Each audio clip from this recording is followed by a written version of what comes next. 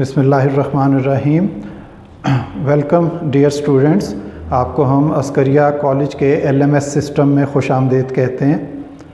यहाँ पे मैं आपको फ़िज़िक्स पढ़ाऊँगा और आपका जो ये तमाम पढ़ाई का सिस्टम है वो हम फेडरल बोर्ड के मुताबिक लेके चलेंगे। तो फेडरल बोर्ड का पेपर पैटर्न सबसे पहले आपको मैं बताना चाहूँगा। फ़िज़िक्स में फेडरल बोर्ड का फर्स्ट ईयर का फ़िज़िक्स का पेपर 85 मार्क्स का होता है और इसमें 4 सेक्शंस होते हैं। तो इन 4 सेक्शंस में आप ये देखें, सेक्शन A 17 MCQs पे मुश्तमिल होता है और ये तमाम होल बुक से आपके MCQs आ रहे होते हैं।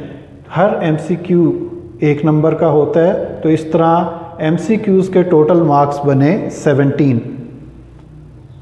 इसके बाद सेक्शन बी शॉर्ट क्वेश्चंस का सेक्शन होता है। इसमें आपने 7 आउट ऑफ 10 MCQs करने होते हैं। ये सेक्शन चैप्टर 1 से लेके चैप्टर 5 तक मुश्तमिल होता है और इसके मार्क्स बनते हैं 21। इसी तरह सेक्शन C, ये भी शॉर्ट क्वेश्चंस का सेक्शन है। इसमें भी आपने 7 शॉर्ट क्वेश्चंस करने हैं 10 में से और इसके चैप्टर्स डिफरेंट हैं। सेक्शन बी में चैप्टर 1 to 5 थे, जबकि यहाँ पे चैप्टर 6 to 10 हैं और मार्क्स इसके भी 7 into 3 21 मार्क्स बनते हैं। आखिरी सेक्शन जो लॉन्ग क्वेश्चंस का सेक्शन कहलाता है वो सेक्शन डी है। इसमें आपने 2 लॉन्ग क्वेश्चंस आउट ऑफ 3 करने होते हैं। हर लॉन्ग क्वेश्चंस के 2 या 3 फर्दर पार्ट्स होते हैं ABC। ये पूरी बुक से आपको लॉन्ग क्वेश्चन आएंगे और हर लॉन्ग क्वेश्चन 13 मार्क्स का होगा। तो इस तरह टोटल मार्क्स सेक्शन डी के आपके बनेंगे 26। इन तमाम मार्क्स को आप टोटल करें तो आपके टोटल मार्क्स बनेंगे 85। इस तरह फेडरल बोर्ड के पेपर पैटर्न के मुताबिक आपने theory FSC first year part 1 का पेपर 85 मार्क्स का देना है। इसी तरह सेकेंड ईयर का पेपर भी आपका 85 मार्क्स का होता है। तो इनको आप टोटल करें तो ये 170 बनेंगे और 30 मार्क्स जो बाकी रह गए आपके ये प्रैक्टिकल्स के होते हैं। तो ये प्रैक्टिकल्स इसमें शामिल होंगे। पहला चैप्टर यहाँ पे हम शुरू करने लगे हैं स्टूडेंट्स, फर्स्ट ईयर की फिज़िक्स की बुक का, जिसका हम पहला टॉपिक ले रहे हैं फिज़िकल क्वांटिटीज़। इससे पहले इसमें ब्रांचेस और इंट्रोडक्शन फिज़िक्स की ये शामिल हुई है। तो फिज़िकल क्वांटिटीज़ ये आप मैट्रिक में भी पढ़ के आए हैं कि फिज़िकल क्वांटिटीज़ 2 किस्म की होती हैं, बेस क्वांटिटीज़ और डिराइव्ड क्वांटिटीज़। बेस क्वांटिटीज़ इनकी मेजरमेंट कैसे की जाती है ये 2 स्टेप्स पे डिपेंड करती है, 2 स्टेप्स पे मुश्तमिल होती है।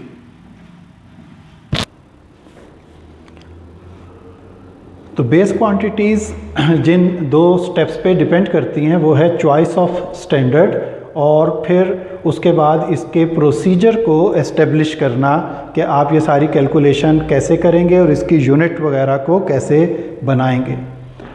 चॉइस ऑफ स्टैंडर्ड कि बेस क्वांटिटी फॉर एग्ज़ाम्पल हम बेस क्वांटिटीज़ के जो आपने नाम पढ़े हैं 7 बेस क्वांटिटीज़ के लेंथ, मास, टाइम, इलेक्ट्रिक करंट वगैरह, उनमें से कोई एक आप बेस क्वांटिटी ले लें और उसके हम देखते हैं कि उसके स्टैंडर्ड को कैसे लिया गया। फॉर एग्ज़ाम्पल हम ये कहते हैं कि टाइम की यूनिट सेकंड है, तो 1 सेकंड की ड्यूरेशन को, 1 सेकंड के दौरानिए को कैसे स्टैंडर्ड बनाया गया, ये स्टैंडर्ड कैसे चूज़ किया गया, इसको समझना ज़रूरी होता है। अगर आप बगैर समझे इसको आगे जाएंगे तो आप इसको यकीनन रोट लर्निंग करेंगे यहाँ पे कि कोई भी आपसे पूछे 1 सेकंड क्या होता है, आप कहेंगे 1 सेकंड 1 सेकंड होता है। 1 सेकंड क्या होता है? 1 सेकंड एक पूरे दिन का 86,400 पार्ट होता है। कोई थोड़ा सा बेहतर समझता होगा तो वो ये जवाब दे देगा। तो यहाँ पे ये देखें कि साइंस इस यूनिट तक कैसे पहुँची, चॉइस ऑफ स्टैंडर्ड कैसे किया गया। चॉइस ऑफ स्टैंडर्ड फर्दर 2 चीज़ों पे डिपेंड करता है। नंबर 1 ये कि स्टैंडर्ड आपका एक्सेसिबल होना चाहिए, और नंबर 2 आपका स्टैंडर्ड इनवेरिएबल होना चाहिए, उसमें कोई चेंज ना आए। स्टैंडर्ड आपका कांस्टेंट रहे, वो चेंज ना करे। फॉर एग्ज़ाम्पल, अब इस बात को आप ज़रा गौर से समझें कि 1 सेकेंड को शुरू में कैसे डिफ़ाइन किया गया। शुरू में इसको ऐसे डिफ़ाइन किया गया कि एक पूरे दिन जिसमें 24 घंटे शामिल हैं, हर एक घंटे में 60 मिनट्स शामिल हैं और हर एक मिनट में 60 सेकंड्स शामिल हैं। इसको ले लिया गया 24 × 60 × 60 और 86,400 सेकंड्स बना लिए एक पूरे दिन के, और इसको डिफ़ाइन ऐसे कर दिया कि एक पूरे दिन का 86,400वां हिस्सा, 86,400th part of a solar day is called 1 second. इसको कहा गया यूनिट ऑफ टाइम। अब इसमें देखें कि स्टैंडर्ड किसे लिया, फिर उस स्टैंडर्ड में क्या ये 2 क्वालिटीज़ मौजूद थी कि वो एक्सेसिबल हो और इनवेरिएबल हो। तो बहुत अरसे तक ये डेफिनेशन साइंस में चलती रही, लेकिन एक वक्त आया कि साइंटिस्ट ने बैठ के ये चीज़ डिस्कस की और फिर पता लगा कि आपका टाइम का जो स्टैंडर्ड है वो इनवेरिएबल नहीं है, वो वेरी कर रहा है, चेंज हो रहा है। तो अगर वो स्टैंडर्ड चेंज हो रहा है अपने टाइम के साथ साथ, तो इसका मतलब ये हुआ कि वो स्टैंडर्ड ठीक नहीं है। कैसे? उसकी रीज़न ये है कि हमारा जो पूरा सोलर डे है वो इस तरह जैसे ये लिखा हुआ है ऐसा है ही नहीं, वो 24 घंटे से थोड़ा सा कम है। इस कमी को हम साथ साथ लेके इस कैलेंडर में, जिसका नाम ग्रेगोरियन कैलेंडर है, जिसमें हमने ये सोलर डे डिफ़ाइन किया, जिसमें 12 महीने डिफ़ाइन किए, इसमें लेके चलते रहते हैं। और ये जो डिफरेंस है ये अलहदा से कैलकुलेट होता रहता है और 4 साल के बाद ये डिफरेंस इतना बड़ा हो जाता है कि ये डिफरेंस पूरे एक दिन का बन जाता है। तभी जाके हर 4 साल के बाद हम फरवरी के महीने में एक दिन ऐड करते हैं और तब जाके हमारा जो टाइम है वो दोबारा रीएडजस्ट करता है और 4 साल के बाद आगे चलना शुरू हो जाती है चीज़। फिर भी साइंटिस्ट ये जानते हैं कि उसके बाद भी एक माइन्यूट सा डिफरेंस रह जाता है और वो माइन्यूट सा डिफरेंस साथ साथ हमारे चल रहा है और वो चलते चलते 400 साल के बाद जाके फरवरी के महीने में हमें 2 दिन ऐड करने पड़ेंगे, तब ये जो ग्रेगोरियन टाइम और ये कैलेंडर है ये दोबारा रीएडजस्ट होके आगे चलेगा। तो इसका मतलब हुआ कि पहले जब ये डेफिनेशन हम सेकंड की लेके चल रहे थे, जिसमें हम कहते थे कि एक सोलर डे का 86,400th part of a day is called 1 second, वो इनवेरिएबल नहीं था और वो स्टैंडर्ड की कैरेक्टरिस्टिक्स के ऊपर पूरा नहीं उतरता था। इसीलिए इसको दोबारा डिफ़ाइन किया गया और इसको जो दोबारा डिफ़ाइन किया तो उसमें इसके लिए स्टैंडर्ड चूज़ किया गया सीज़ियम 133 आइसोटोप का एटम और उसकी नंबर ऑफ वाइब्रेशंस को स्टैंडर्ड बनाया गया। वो कितनी वाइब्रेशंस हैं? वो हैं 9, 192, 631, 770।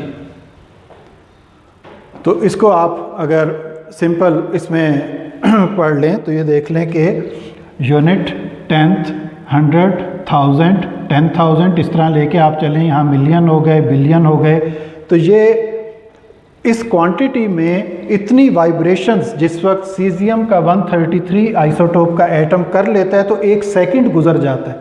तो हमने अपने सेकंड को सोलर डे के स्टैंडर्ड से हटा के सीज़ियम 133 आइसोटोप के एटम की वाइब्रेशंस के साथ लिंक कर लिया। इसका मतलब है कि हमने अपने स्टैंडर्ड को इम्प्रूव किया। हम ऐसा स्टैंडर्ड ढूंढना चाह रहे थे जो वेरी ना करे और उसमें ये कैरेक्टरिस्टिक भी हो कि हम उस तक एक्सेस हासिल कर सकें, हम सीज़ियम की 133 आइसोटोप की इन वाइब्रेशंस को यूज़ कर सकें। तो इनको यूज़ करते हुए साइंटिस्ट ने एक क्लॉक बनाया जिसका नाम है सीज़ियम एटॉमिक क्लॉक। और ये सीज़ियम एटॉमिक क्लॉक यूएसए के अंदर, अमेरिका में, वाशिंगटन में लगाया गया है और वो एटॉमिक क्लॉक सीज़ियम से ही चलता है, जबकि हमारे हाथ की घड़ी और वॉल पे लगे हुए जो वॉल क्लॉक्स हैं ये सेल से चलते हैं, ये सीजियम से नहीं चलते। तो अब टाइम का जो स्टैंडर्ड है 1 सेकेंड, वो सीजियम 133 कि ये वाइब्रेशंस हैं, ये सोलर डे के जो सेकंड्स हमने डिफ़ाइन किए थे वो नहीं हैं। जब ये पता लगा कि वो सेकंड स्टैंडर्ड के ऊपर पूरा नहीं उतरते तो उस डेफिनेशन को रिटार्ड कर दिया गया, उससे जान छुड़ा ली गई और नई डेफिनेशन लेके आए जो अब चल रही है, और वो है सीजियम 133 आइसोटोप की ये नंबर ऑफ़ वाइब्रेशंस। इसी तरह जो मीटर को डिफ़ाइन किया गया और इसी तरीके से किलोग्राम को जो डिफ़ाइन किया गया, तो उन सब में इसी चीज़ का ध्यान रखा गया कि जो भी स्टैंडर्ड आपने चूज़ करना है वो एक्सेसिबल हो साइंटिस्ट के लिए और वो इनवेरिएबल हो। तो मैं उम्मीद करता हूँ कि आपको इस बेसिक डिस्क्रिप्शन से थोड़ा सा ये समझ आया होगा कि हमने एफएससी के अंदर जो टॉपिक्स हैं उनको ज़्यादा ब्रीफली पढ़ना है। ये चीज़ आपने मैट्रिक में इतनी डीपली नहीं पढ़ी होगी कि बेस यूनिट को भी आपको समझना पड़े कि वो किन किन चीज़ों पे डिपेंड करती है। तो इस एक लेक्चर की मदद से आप इस चीज़ का अंदाज़ा लगाएं कि जब आप फर्स्ट ईयर में आगे पढ़ेंगे तो एफएससी के जो टॉपिक्स हैं इनमें और जो मैट्रिक के टॉपिक्स हैं इनमें ख़ासा फ़र्क है, और वो फ़र्क आपने जब तैयार करना है तो उस फ़र्क को लेके चलना है। ऐसा नहीं करना कि आप उतना ही लिखें, उतना ही मैग्नीट्यूड रखें लिखने में जितना आप मैट्रिक में लिखते थे। जो स्टूडेंट ये गलती करते हैं उनको पेपर के अंदर जाके मार पड़ती है और उनको पूरे नंबर नहीं मिलते। तो मैं उम्मीद करता हूँ कि आप इस पहले लेक्चर से पूरे तरीके से मुस्तफ़ीद होंगे।